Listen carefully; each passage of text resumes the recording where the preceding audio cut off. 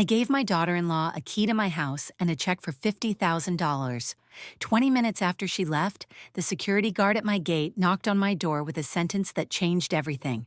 "Mrs. Washington, I saw her pour something into your coffee." The morning had started the way most of mine do now. Quiet. The kind of quiet that used to feel peaceful when Richard was alive, but now just sounds like emptiness with better acoustics.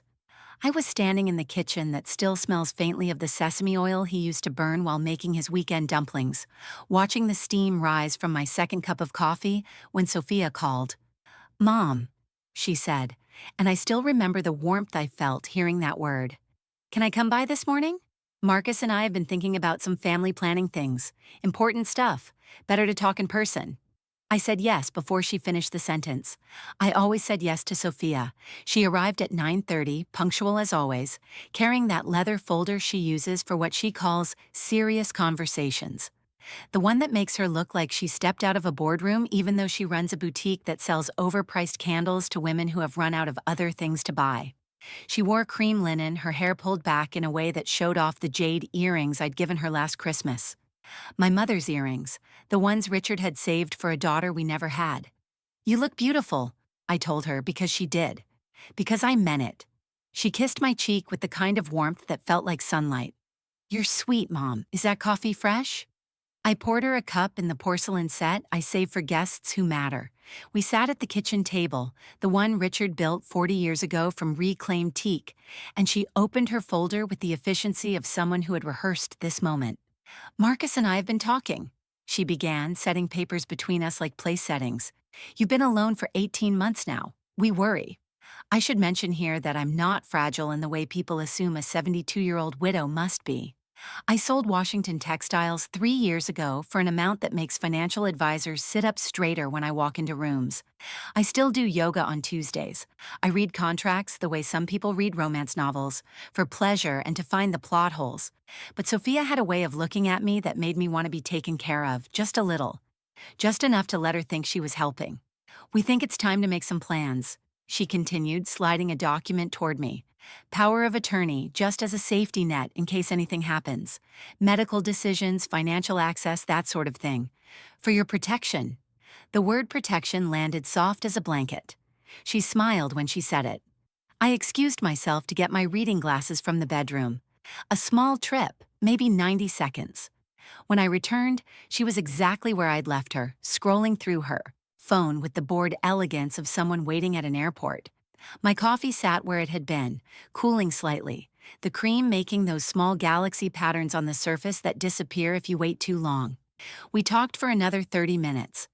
I read through the papers with the attention they deserved, asked questions she answered with the smooth confidence of someone who'd prepared for everyone. She explained successor trustees and incapacity clauses the way a teacher explains fractions to a child who's trying very hard. Patient, kind, thorough. I wrote her a check for $50,000, a loan for the boutique expansion she'd mentioned last month, the one that would finally put her in the Lincoln Park location she'd been dreaming about. She tucked it into her folder like it was a love letter she'd read again later in private. "You're too generous, Mom," she said, and kissed my forehead the way my own mother used to. After she left, I stood at the window and watched her white Audi pause at the security gate. Watched Samuel, the guard, step out to raise the barrier. Watched her wave at him the way you wave at furniture that's performed its function. I was still standing there holding my coffee cup when Samuel knocked. He's a veteran, 60-something, with the kind of posture that suggests the military never really discharged him. It just relocated him to civilian clothes. In the 2 years he's worked this gate, I've never seen him leave his post during a shift. Never seen him knock on a resident's door. "Mrs. Washington," he said, and his face had that terrible gentleness people use when they're about to tell you something that can't be unsaid. "I need to tell you something, and I need you to stay calm." I nodded, though calm had already started packing its bags. "I saw her pour something into your coffee," he said, "while you were out of the room. A small bottle, 3 drops, maybe 4. Deliberate. I've seen enough field medics dose enough soldiers to know what intentional looks like." The cup was still in my hand, the coffee cold now, the cream galaxies long dissolved into uniformity. That cup sits in my kitchen still, exactly where I set it down after Samuel left. Untouched. evidence in a case I hadn't yet decided to open. But I was about to. 5 years ago, Marcus brought Sophia home for Thanksgiving with the kind of nervous energy that told me this one mattered. She arrived carrying homemade sweet potato pie, which she'd researched was my favorite, and a small leather notebook she pulled from her purse before we'd even finished grace. "I want to write down your stories, Mrs. Washington," she said, her pen already poised. "Marcus says you have the best ones, and I don't want to forget a single detail." That notebook should have been my first warning. But when you're a woman who spent 40 years building a business in rooms full of men who never wrote down a word you said, having someone, especially a young woman, treat your stories like they're worth preserving feels like being seen for the first time. She asked about everything. How Richard and I met at a church social in 1970 when he wore a dashiki, and I wore my hair natural in a way that scandalized my mother. How we started Washington Textiles in our garage with one industrial sewing machine and a contract to make choir robes. How I negotiated our first major deal while 8 months pregnant with Marcus, sitting in a boardroom where I was the only woman and definitely the only black face. Sophia wrote it all down in that perfect penmanship that suggested expensive private schools. She laughed at the right moments, gasped at the right revelations. When I showed her photos from the early days, Richard and me standing in front of our first storefront, young and tired and hopeful, she actually teared up. "You two built something beautiful," she said, touching the photo like it was sacred. "Not just the business, the life." I loved her for that sentence. The wedding was small, elegant, exactly what Marcus wanted. Sophia asked me to help choose her dress, which meant more to me than I admitted. We spent a Saturday in bridal boutiques, drinking champagne they served to make overpriced lace feel like investment. And when she found the one, she cried in my arms. "I never had this," she whispered. "My mom died when I was 12. I forgot what it feels like to have a mother help you." The daughter I never had choosing me when they needed a down payment for the house in Oak Park, the one with the good school district they'd need eventually, Sophia said with a meaningful smile. I wrote the check without hesitation, $60,000. Richard questioned it gently that night, the way he questioned all my generous impulses. "Baby, that's their journey to make," he said, his hand warm on my shoulder. "Our son shouldn't start his marriage in debt," I told him. "We can afford it. What's money for if not this?" He kissed my forehead and didn't argue, because Richard understood that I gave money the way other people give advice. Freely, hopefully, and with the expectation it would build something better than what I had words for. Sophia sent a thank you card written in fountain pen on cream cardstock. Inside, she'd pressed a photo of them in front of their new house, holding a sign that read, "Built on love and Washington generosity." I framed it. 2 years later, when Sophia wanted to open her boutique, organic candles, artisanal soap, the kind of luxury goods that survive on aspiration rather than necessity, she came to me with a business plan that would have impressed my old investors. Projections, market analysis, competitor research. She'd done her homework.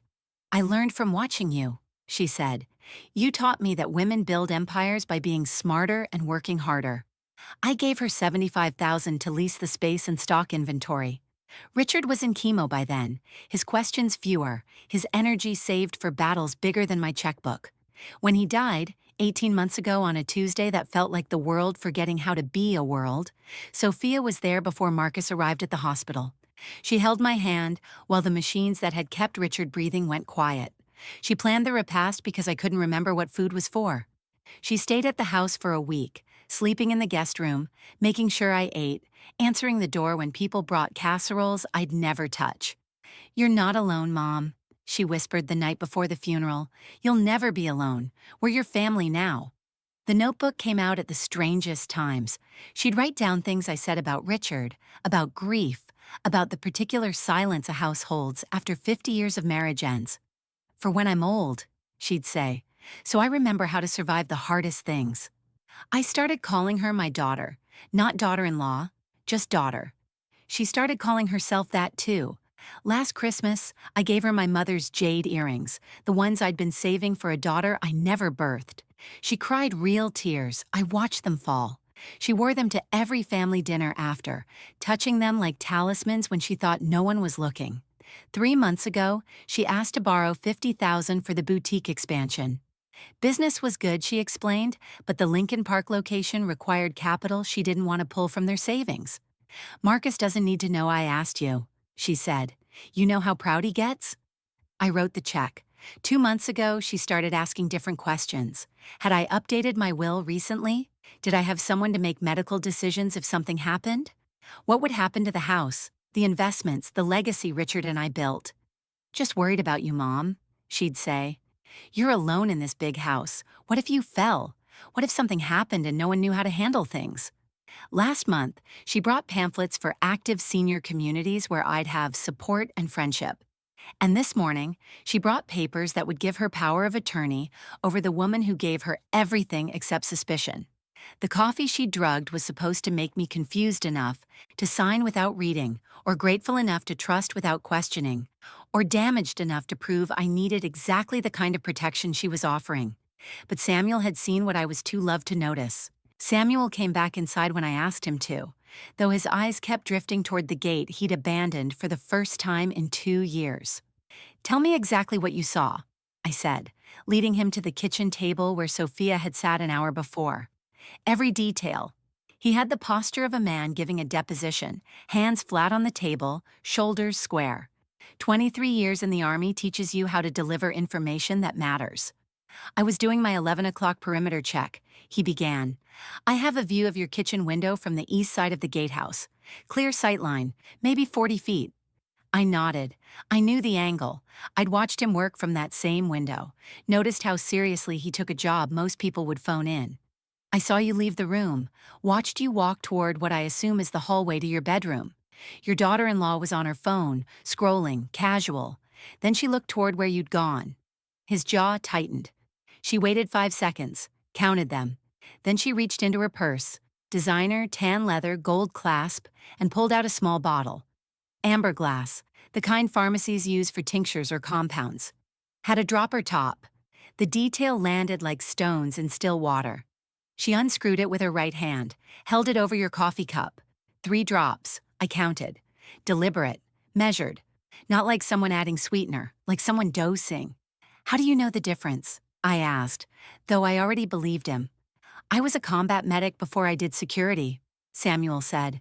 Watched enough field operations to know what intentional administration looks like. The steadiness of the hand.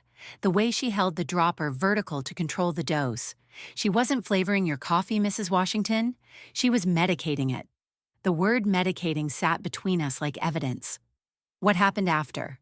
She put the bottle back in her purse, stirred your coffee with your spoon, the one you'd been using, wiped the spoon on a napkin, set it back exactly where it had been. Then she went back to her phone like nothing happened. He paused, and I saw something in his face I recognized from my own mirror. The look of someone who's just learned something about the world they can't unlearn. When you came back, she smiled at you. Called you Mom. The room felt smaller. Why did you tell me? I asked. You could have ignored it. Easier to assume you misunderstood what you saw. Samuel's eyes met mine, and I saw the military man make way for something softer. My mother died 3 years ago in a nursing home, he said quietly. Pneumonia, they said, but she'd been fine the week before, sharp, healthy, then suddenly confused, falling, couldn't remember her own name. My sister had just gotten power of attorney. He didn't finish the story. He didn't need to. I couldn't prove anything then, he said, but I can see clearly now, and I'm not staying quiet twice. I reached across the table and squeezed his hand, once. Briefly. The way you thank someone for a gift you didn't know you needed. Do you have security footage? I asked. Archived automatically. 72 hours of rolling coverage on all cameras, including the one facing your kitchen window. I can pull the timestamp. Relief and dread arrived together. Pull it, I said. Save it somewhere they can't delete it. Multiple copies. Already did, he said. Sent one to my personal email, one to cloud storage, one to a thumb drive that's in my glove box. This man had spent 23 years preparing for battles. He knew how to secure a perimeter. Mrs. Washington, he said, standing. Your son called the gatehouse 20 minutes ago. The air changed. He wanted to know why I left my post, said a neighbor complained about the gate being unmanned, asked if everything was all right, or if I was having some kind of episode. Episode. The word people use when they're building a narrative about someone's unreliability. What did you tell him? That I had a brief security concern I needed to address personally, that everything was handled, that I logged it in the incident report. Samuel moved toward the door, then stopped. They know I saw something, he said. They just don't know I told you. After he left, I sat in the kitchen with the coffee cup and the weight of what knowing costs. They were already building their defense, questioning Samuel's credibility, laying groundwork for a story where I was the confused old woman and he was the overzealous guard with boundary issues. But they'd made one mistake. They assumed I'd drink the coffee before I understood what it was. I picked up my phone and searched for private laboratories that don't ask questions you don't want to answer. Richard's oncologist gave me the number without asking why I needed a private toxicology lab at 9 o'clock on a Thursday morning. Dr. Brennan, I said into the phone, I need to test a liquid for substances that shouldn't be there. There was a pause that told me she'd heard this request before, probably from people in worse situations than mine. How quickly can you bring it in? She asked. I looked at the coffee cup sitting on my counter, still wearing its residue of cream and threat. 20 minutes.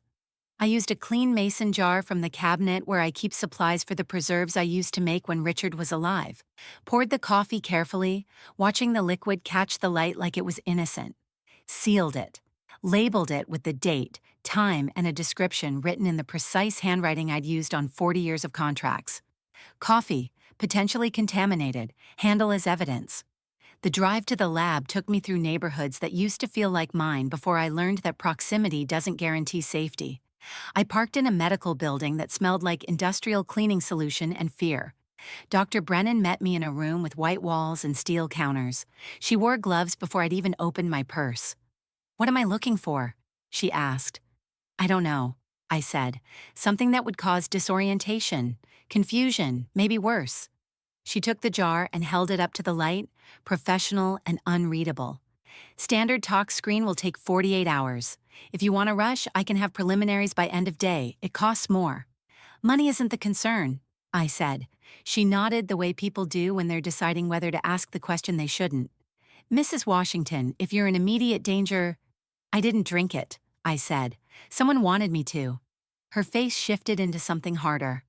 I'll have results by 6, she said. Back home, I spread Sophia's documents across the dining room table Richard built from reclaimed oak. The power of attorney papers she'd left behind looked official, in the way things do when they're designed to be signed without being read. I read every word. The language was clean, professional, wrapped in concern like a gift with a bomb inside. It gave Sophia, not Marcus I noticed, just Sophia, authority to make financial decisions in the event of incapacity, cognitive decline, or inability to manage complex affairs. The definitions were broad enough to drive a truck through. Incapacity could mean anything from a stroke to forgetting where I'd put my keys.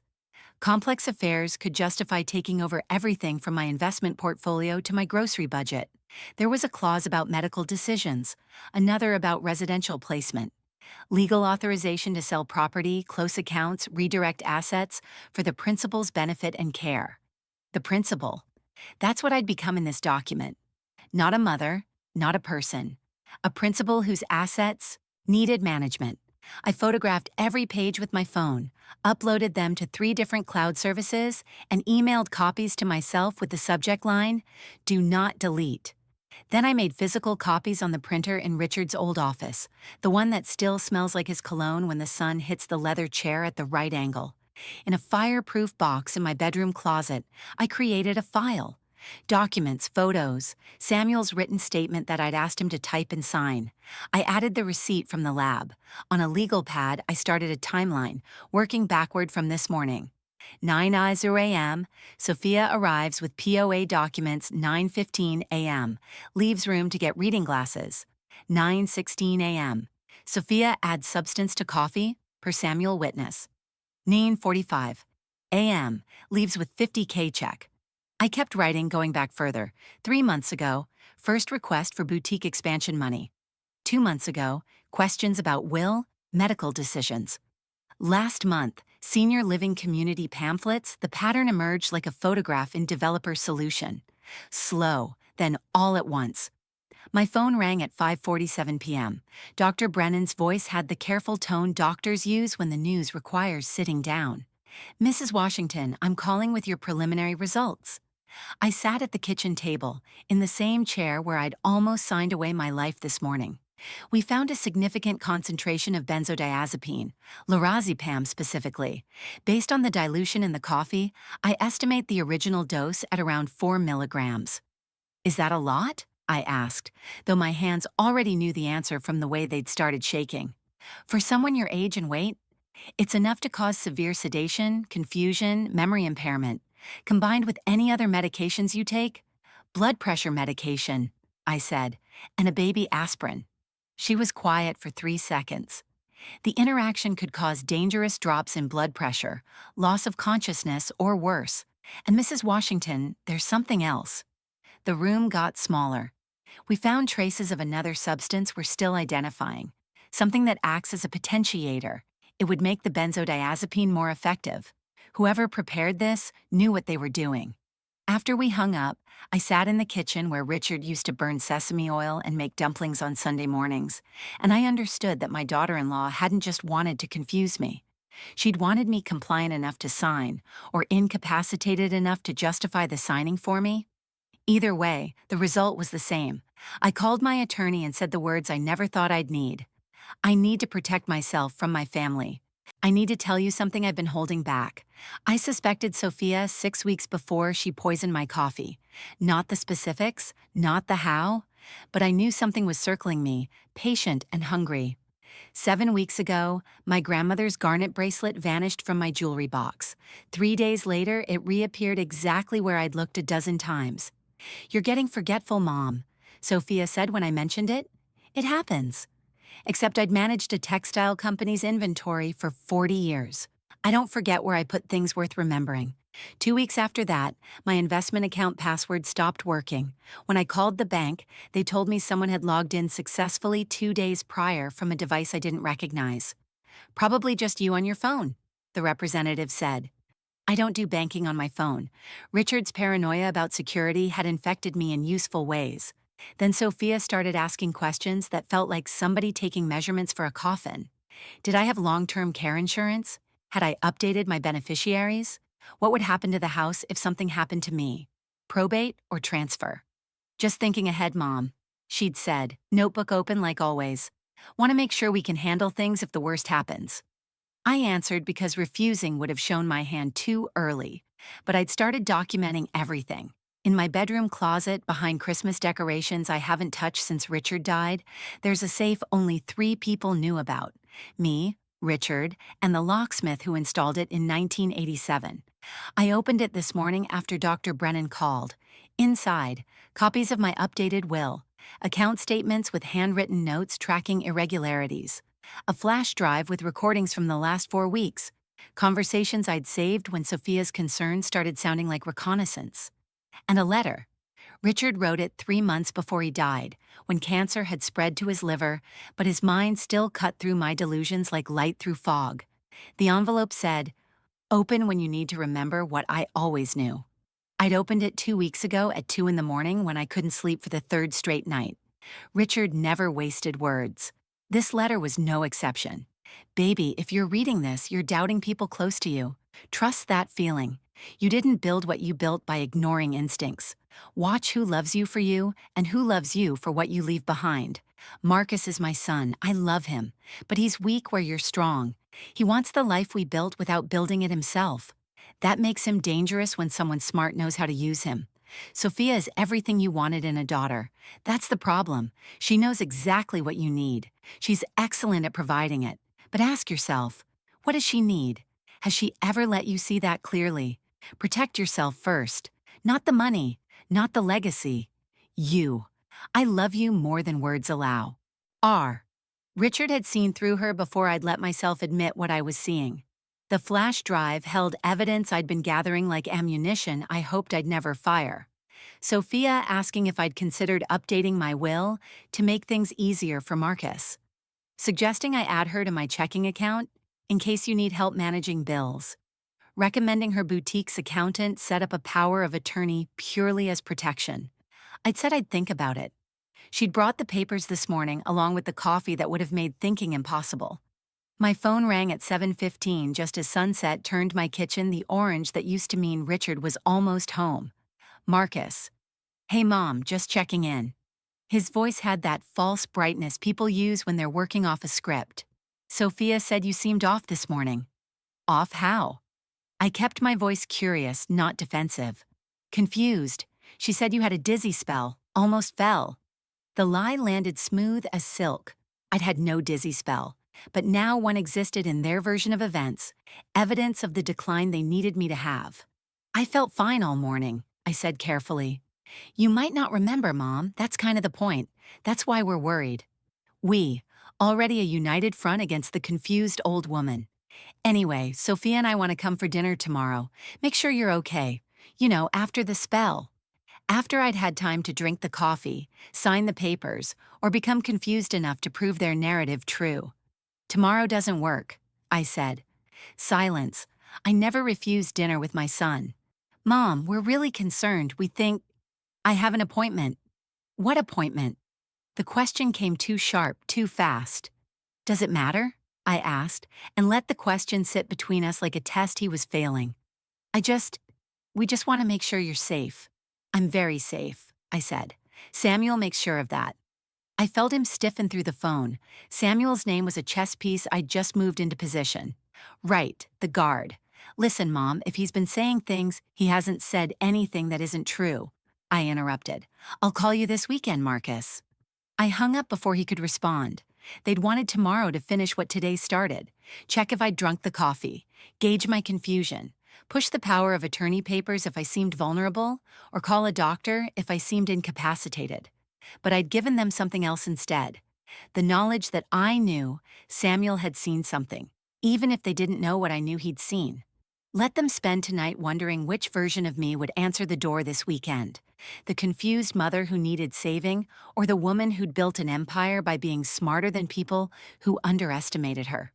I went back to the safe and added today's lab report to my collection of proof. Then I did what Richard taught me during 40 years of business battles.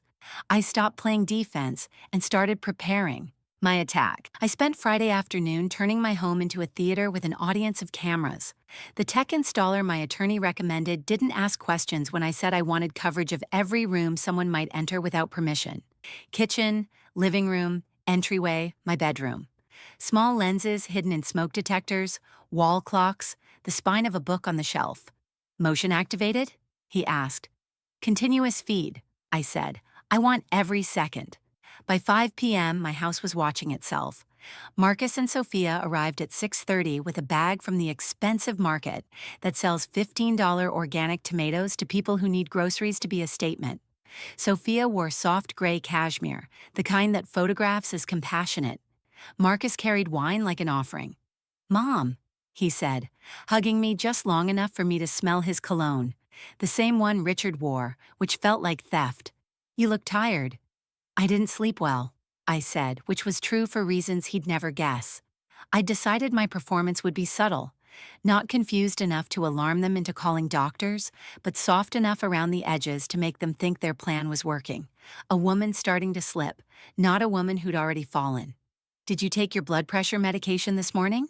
Sophia asked, already moving through my kitchen like she owned it, which was probably the point. I think so, I said, letting uncertainty creep into my voice. Or was that yesterday? Marcus and Sophia exchanged a look. Quick, practiced, the kind of glance that carries whole conversations. I pretended not to notice while noticing everything. Sophia made dinner, roasted chicken with vegetables that cost more than they tasted like, while I sat at the table like an elderly guest in my own home.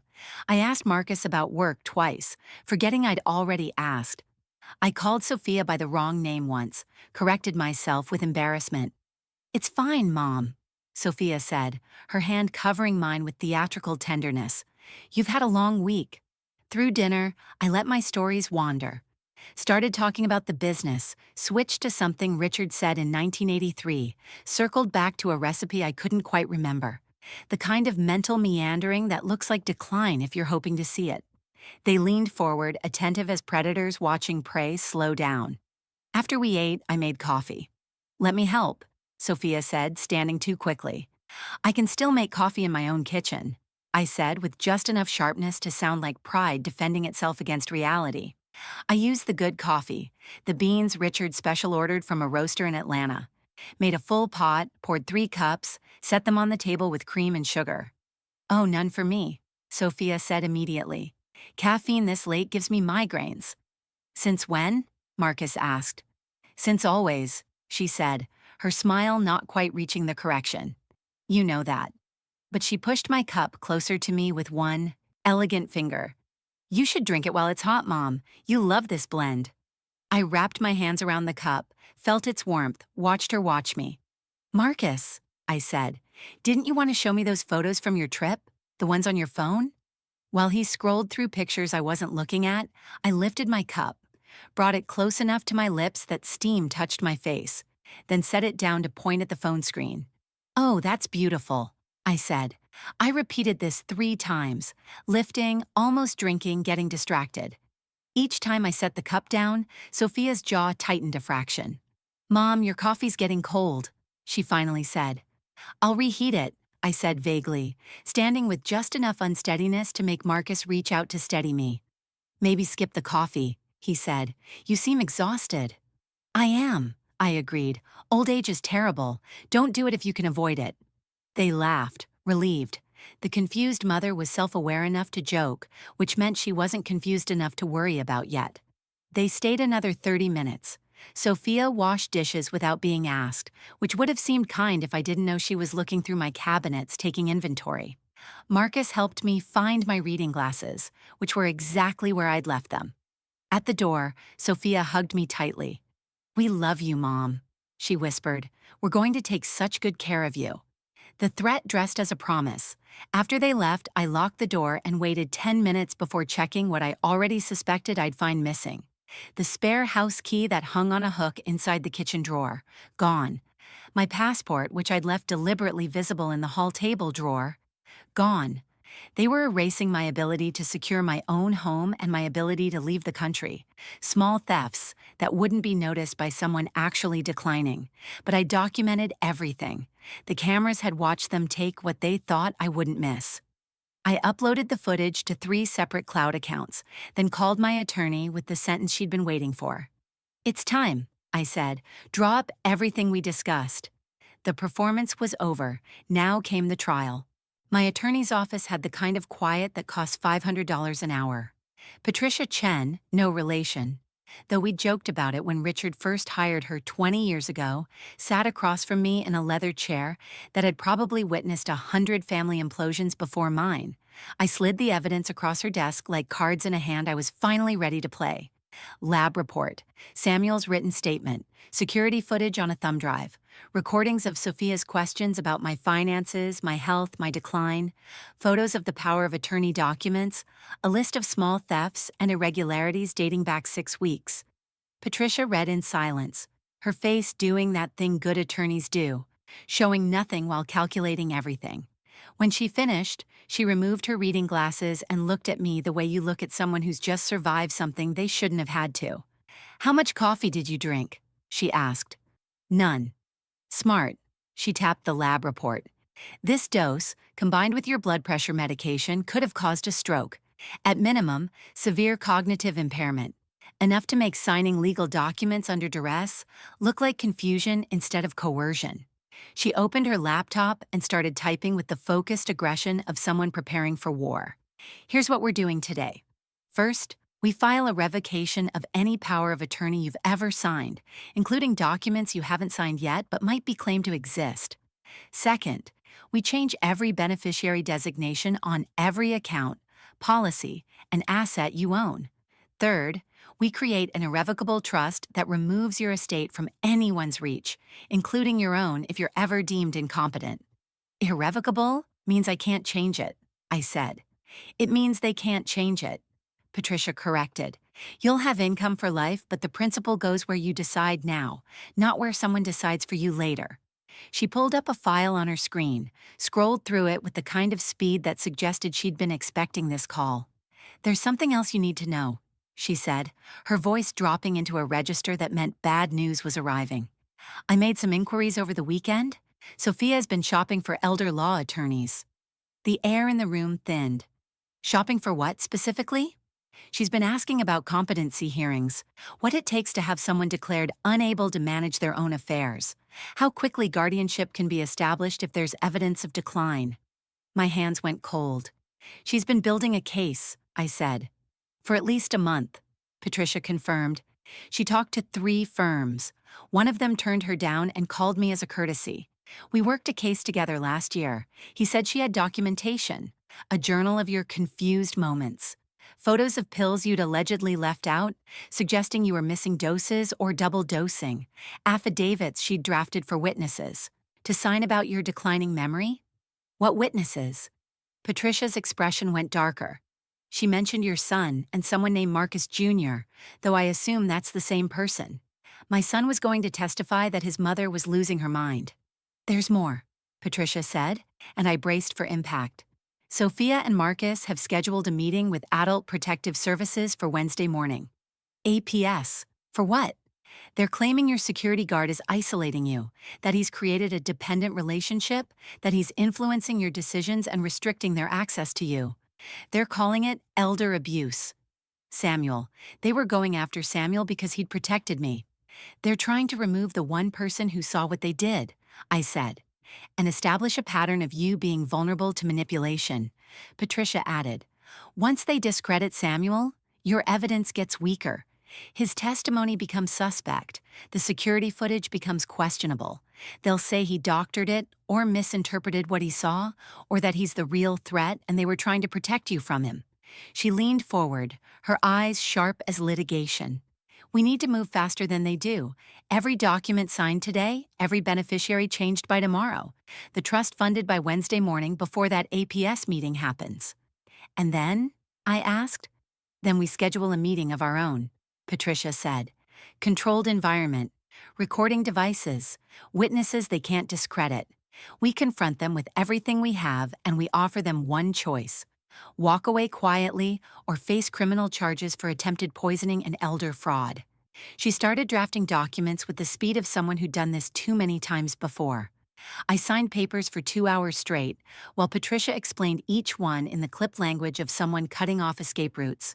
By noon, my estate belonged to a trust that would survive any claim of incompetence. By 1 p.m., every beneficiary designation pointed away from my son and toward charities that would never poison my coffee to get my money faster. By 2 p.m., we'd scheduled the confrontation for Thursday. One more thing, Patricia said as I stood to leave. Bring Samuel. They've made him part of this story. Let's make sure he's there to tell his version first. I walked out of that office with 40 pounds of signed documents and the strange lightness that comes from finally fighting back. They'd been building their case in secret. Now I had 3 days to finish building mine. Thursday morning arrived with the kind of clarity that makes lying impossible. Patricia's conference room had windows facing east, flooding everything with light. Glass table, recording equipment visible, 2 witnesses from her firm seated along the wall, like a jury, already deliberating. Samuel arrived first in a suit that transformed him from security guard to someone whose testimony could end lives. Marcus and Sophia came 7 minutes late with an attorney who looked too expensive for a candle boutique to afford. This feels formal, Marcus said, kissing my cheek. I let him. Sophia wore navy, trustworthy, serious, the color of innocence performed for cameras. Patricia didn't offer pleasantries. She slid the lab report across the table. Analysis of coffee from Mrs. Washington's home, May 12th. Note the highlighted sections. Marcus leaned forward, his finger tracing benzodiazepine and 4 milligrams like he was learning a new language. I don't understand, he said. What is this? Evidence that someone put a dangerous sedative in your mother's coffee, Patricia said. Enough to cause severe impairment given her age and medications. That's absurd, Sophia said, but her voice had thinned. Who would... Patricia slid Samuel's notarized statement across the glass. Marcus read it. I watched his face collapse the way it used to when he was a boy caught in lies he couldn't explain. This says you saw Sophia put something in Mom's coffee. His voice climbed toward disbelief. That can't be right. It's accurate, Samuel said. 3 drops from an amber bottle. He's lying. Sophia snapped. He's got some obsession. Patricia turned the tablet toward them and pressed play. The footage showed my kitchen from Samuel's angle, showed me leaving, showed Sophia waiting, counting seconds, reaching into her purse. The dropper appeared. 3 drops fell with practiced precision. Marcus made a sound like something breaking inside him. Sophia, what did you do? It's not what it looks like, she said quickly, reaching for his hand. He pulled away. She's been so confused, so resistant to help. You poisoned her coffee, Marcus whispered. It wasn't poison. It was a natural supplement to help her relax, be more open to conversation about the care she needs. 4 milligrams of lorazepam isn't a supplement, Patricia interrupted. It's a controlled substance. Where did you get it? Their attorney touched Sophia's arm. Don't answer that. But Sophia was unraveling, the performance coming apart like cheap thread. She was making everything difficult, she said, looking at me now with something ugly finally visible. All those questions about the power of attorney, all that paranoia. We were trying to protect her assets, and she acted like we were criminals. You drugged her, Marcus said again, standing, his chair scraping. You brought papers for her to sign, and you drugged her so she'd be too confused to read them. We need that power of attorney. Sophia's voice cracked. Your mother's sitting on millions while we're drowning in debt from the boutique, from the house she insisted we buy, from the lifestyle she pushed us into. The room went silent. She'd finally said the true thing. You were going to take it all, I said quietly. The money, the accounts. Sign me into a facility, sell everything, call it protection. Sophia's face hardened into something I'd never let myself see before. You're a wealthy old woman who's going to die alone, she said. We were giving your money purpose, something better than rotting in this house pretending Richard's coming back. Marcus moved toward the door like the room had caught fire. Their attorney closed his briefcase with a click that sounded like surrender. We'll be filing a police report this afternoon, Patricia said. I suggest you retain counsel for criminal defense. Sophia stood, her chair tipping backward. You can't prove intent, she said, voice shaking. You can't prove I meant to hurt you. I can prove you tried, I said. That's enough. Sophia left first, her heels sharp against marble. Marcus lingered at the door like he wanted to say something that might repair the irreparable. I didn't know, he finally said. I wanted to believe him, but wanting and truth live in different countries. Goodbye, Marcus. The door closed on my son and the daughter I'd invented. Samuel stood. You all right, Mrs. Washington? I nodded, though all right was too small for what I was. Patricia handed me a folder. The criminal complaint is ready when you are. I looked at the evidence that would turn family into case numbers and understood that some fires you don't put out. You just build walls strong enough to survive them. But first, I had to decide if I wanted justice or peace, and whether those two things could ever live in the same house again. The police detective looked at my evidence the way you look at something beautiful that won't save anyone. Mrs. Washington, I believe you, he said, setting down the lab report with the careful regret of someone who'd had this conversation before. But belief isn't the same as prosecution. She'll say the substance was herbal, or that you're mistaken, or that she never touched your coffee. Your security guard is credible, but defense attorneys eat credible for breakfast. The footage shows movement, but it doesn't show labels or intent. He was telling me the truth would live in my house, but not in a courtroom. What about the stolen key, the passport? I asked. She'll say you gave them to her, that you forgot, that your confusion is exactly why she was trying to help. The word confusion was their exit strategy in my prison. Patricia got me a restraining order instead. Paper boundaries requiring Marcus and Sophia to stay 300 feet from my home, my person, my peace. The judge signed it without ceremony, bored by another family eating itself in legal language. I changed every lock Samuel hadn't already changed, installed an alarm system that called the police if a leaf landed wrong, updated my will with the kind of specificity that makes probate attorneys rich and disappointed relatives poor. Marcus received $1 and the explanation, for reasons he understands. The rest went to a foundation I created in Richard's name. The Richard Washington Education Fund would pay for college scholarships, vocational training, anything that gave people tools instead of cash.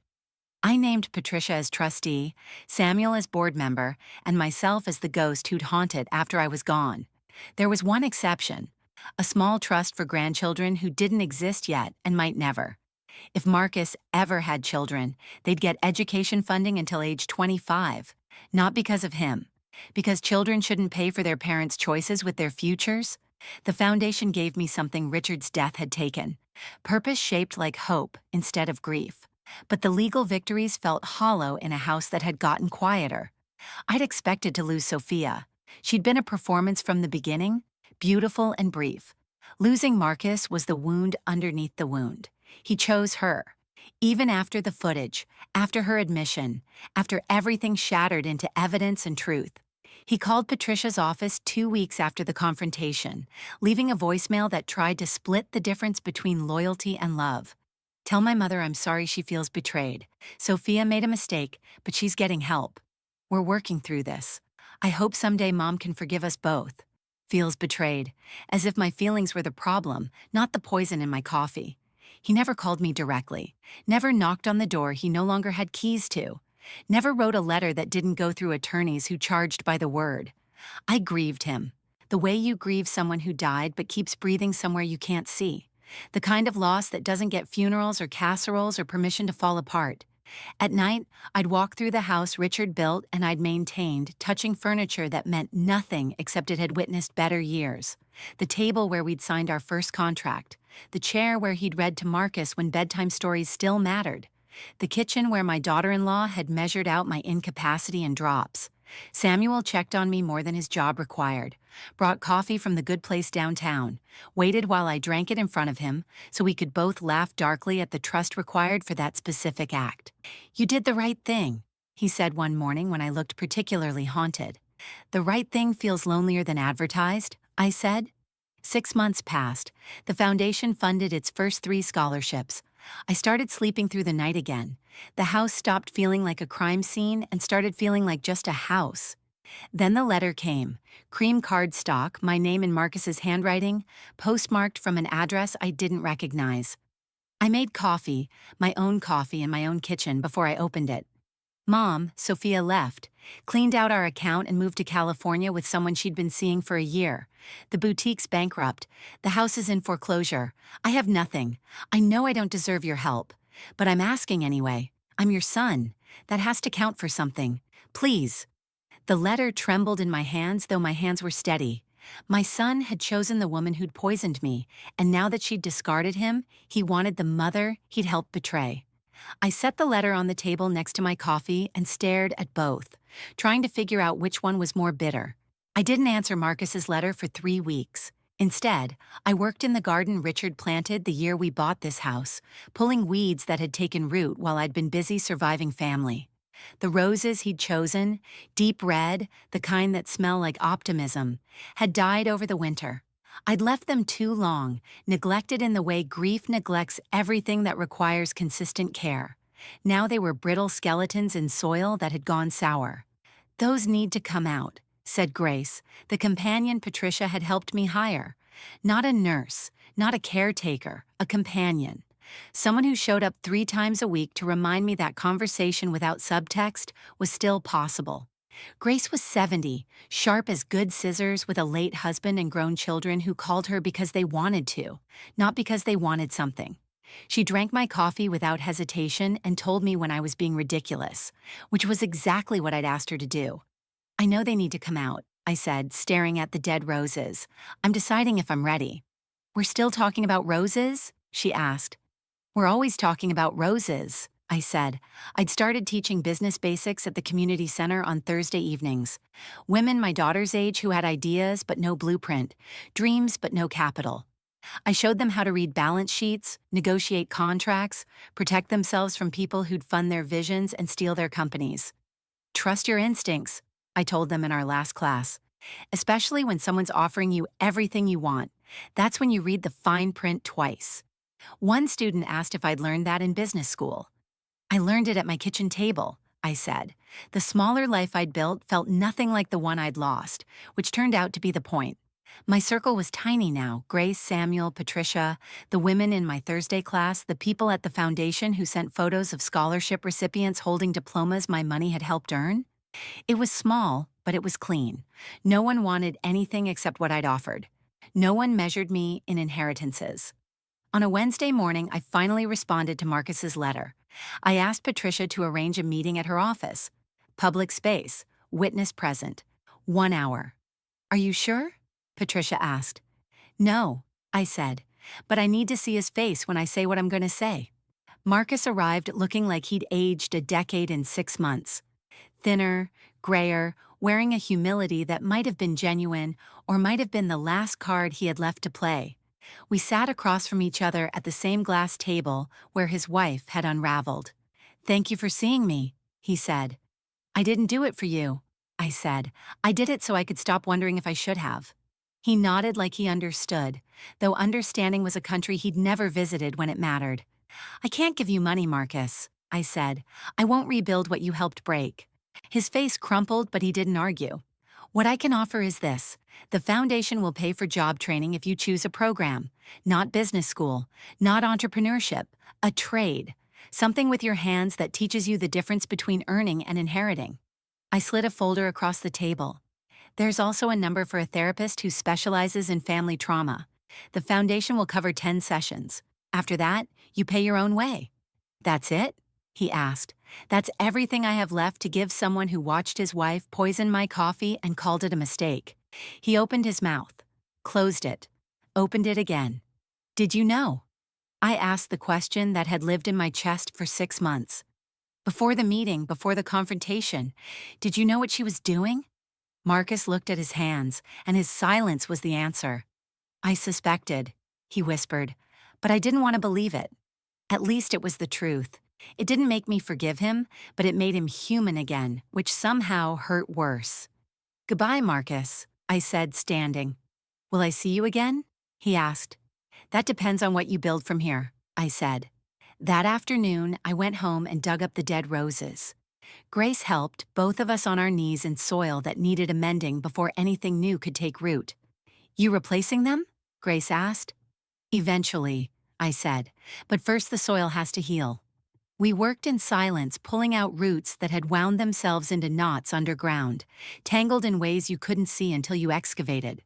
Some of Richard's roses could be saved, the ones Sophia hadn't touched, the ones that had survived on neglect and stubbornness. I pruned them back to almost nothing and fed them new soil. By sunset, the garden looked wounded but intentional.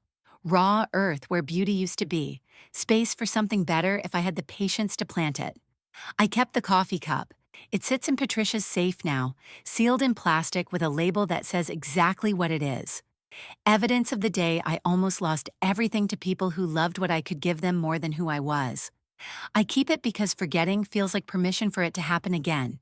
If you're watching this and you've ever had someone serve you poison disguised as care, whether it was in a coffee cup or a contract or a relationship that took more than it gave, leave a comment below. Tell me where you're from, what time it is, how you survived what shouldn't have had to be survived. Sometimes the best antidote is knowing you're not alone in needing one. And sometimes the bravest thing you can do is dig up what's dead, amend the soil, and trust yourself enough to plant again.